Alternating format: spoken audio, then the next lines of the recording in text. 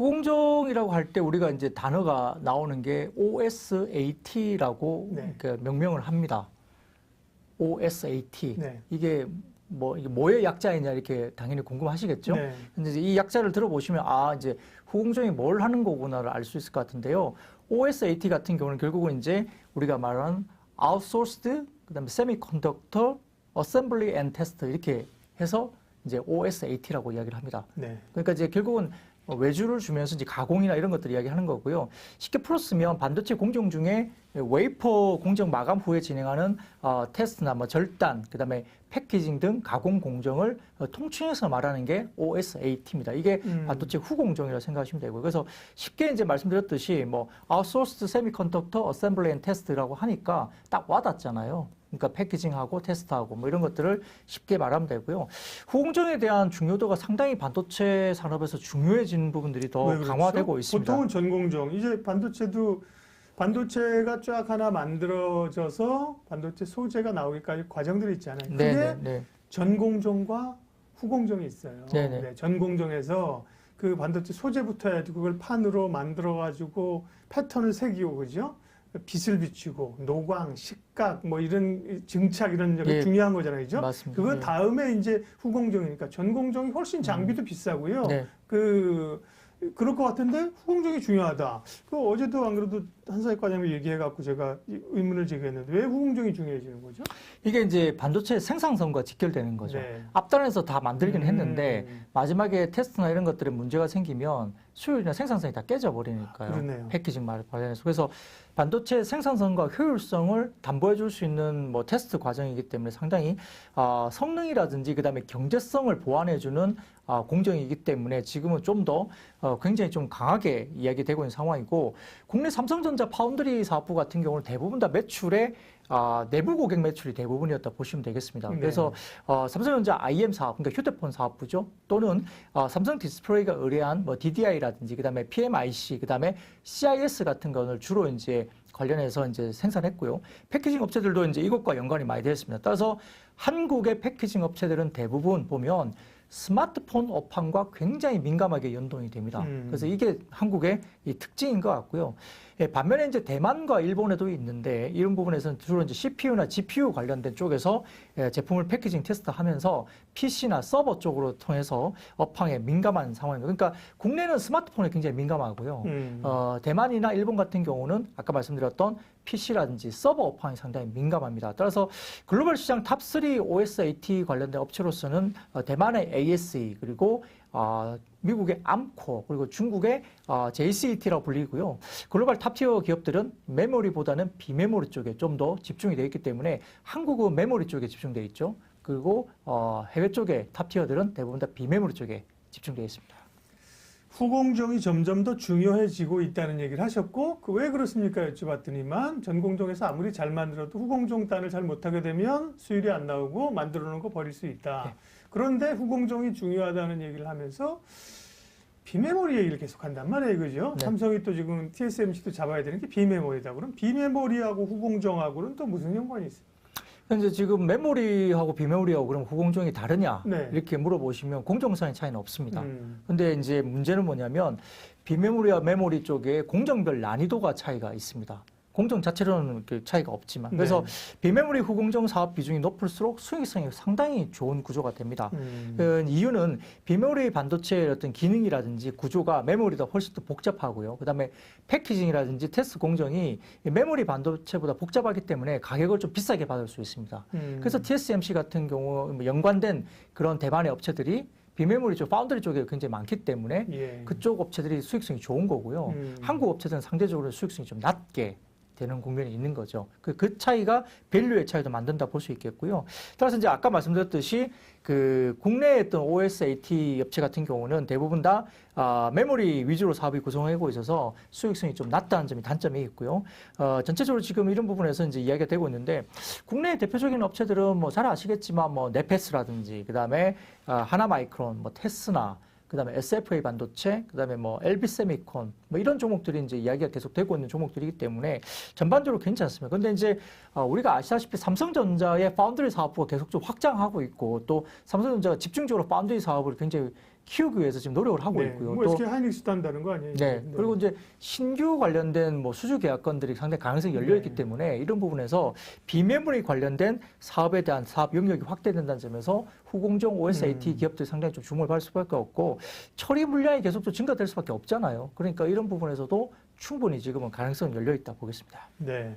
이해가 이제 살살 되네요. 굉장히 중요한 얘기 하고 있습니다. 중요하다고 맨날 안 중요하다고 얘기한 건 없는데요. 중요한, 제가 말씀드렸잖아요. 산업의 트렌드나 산업의 구조, 기업에 관한 거는 이게 남는 공부라니까요. 그래서 오늘은 이제 후공정 얘기를 하고 있습니다. 왜 후공정이 중요해지냐? 전공정이 훨씬 더 중요할 것 같은데, 후공정 단에서의 그 비메모리 같은 거, 메모리는 이제 어떻게 보면 만드는 회사 입장에서 착착착 만들어 놓은 거지만 비메모리는 주로 이제 납품종 소량이 더 많잖아요. 그렇죠? 네. 그다음에 이제 고급 요청하는 고급 사양을 만들어 주는 게 많기 때문에 고객의 니즈에 맞춰서 좀 더 디테일하게 만들고 그렇기 때문에 후공정이 중요해지는 것 같다. 저는 그렇게 이해를 했고요. 네.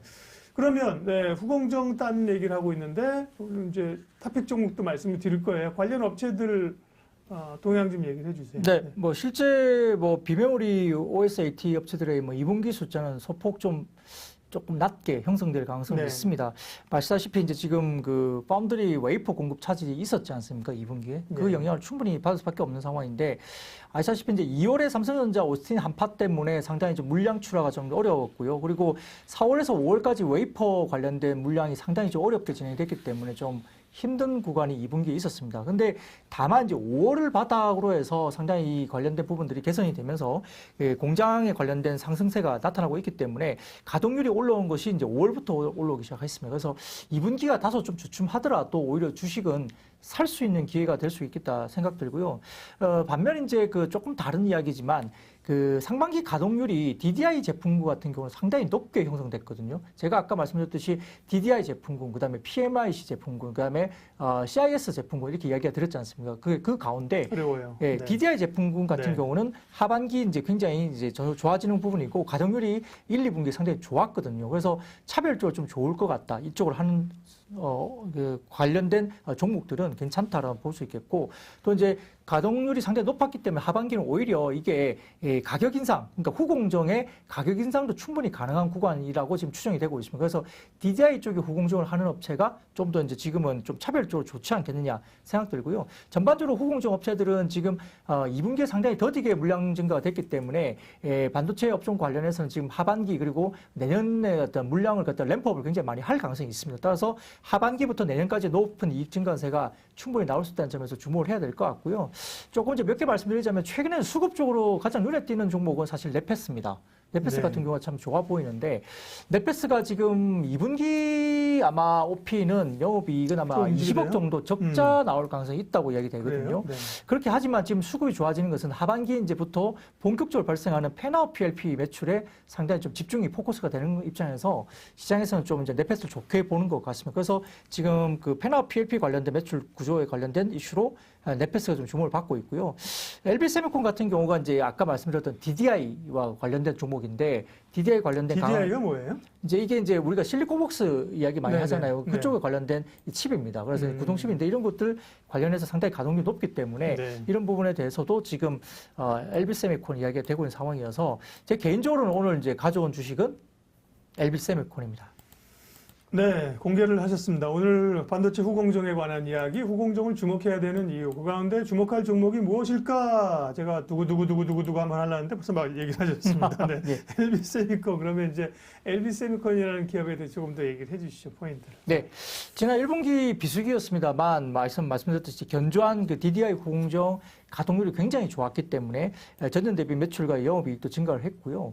이 회사가 이제 신규 어플리케이션 테스트가 있습니다. 그게 뭐냐면 CIS 쪽도 하는 것 같고 AP 쪽도 새롭게 시작을 하는 것 같습니다. 그래서 하반기부터는 3분기부터는 CIS와 AP 관련된 매출도 올라온다는 점에서 상당히 좋아 보이는 상황이고요. 그래서 이제 테스트 매출이 전년 대비 39% 정도 2분기에 증가를 하면서 전체적으로 굉장히 좀 부진한 PMIC를 충분히 커버를 하고도 남는다 볼 수 있습니다. 그래서 2분기 숫자도 좋은데 3분기 정도부터는 새로운 신규 어플리케이션 관련된 매출도 올라오는 점이 상당히 좋아 보이고요.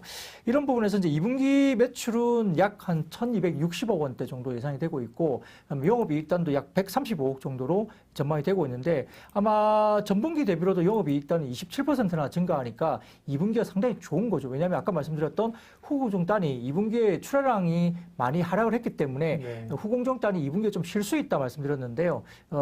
LB세미콘 같은 경우 2분기가 상당히 좋아지는 그림입니다. 따라서 1분기 괜찮았고 2분기 좋아지고 3분기부터는 새로운 신규 어플까지 애드업이 되니까 LB세미콘의 흐름이 상당히 좋아지지 않겠느냐 생각 들고요. 그래서 이제 후공정 아까 말씀드렸지만 DDI를 하고 있는 LB세미콘 같은 경우는 DDI 관련된 후공정단의 단가 인상도 지금 예상이 되고 있어서 이 부분도 호재이다. 그리고 중대형 OLED 패널 채용 확대로 인한 OLED DDI 관련된 그 후공정 물량 증가도 예상되고 있어서 우리가 이제 후공정단 관련해서 DDI뿐만 아니라 OLED도 굉장히 이제 하반기부터 좋아진다 이야기 하잖아요. 그 내년까지도 좋아질 거로 보고 있기 때문에 물량 증가는 OLED 쪽도 지금 아마 LB세미콘이 받는다는 점을 생각한다면 상당히 좋습니다. 근데 수급을 좀 지켜보시더라도 지금 최근에 계속적으로 횡보를 하고 있습니다. 횡보를 하고 있는데 수급이 최근 들어서 계속 기관 외국인들이 횡보 매집을 하고 있습니다. 굉장히 오랜 기간 동안 기관 외국인들이 계속적으로 매집을 하고 있는 수급이 보이고 있기 때문에 아마 시기가 된다면 튀어오를 가능성이 굉장히 높아서 저는 지금 현재 가격 구간에서도 LB세미콘은 충분히 사도 된다 말씀드리겠습니다.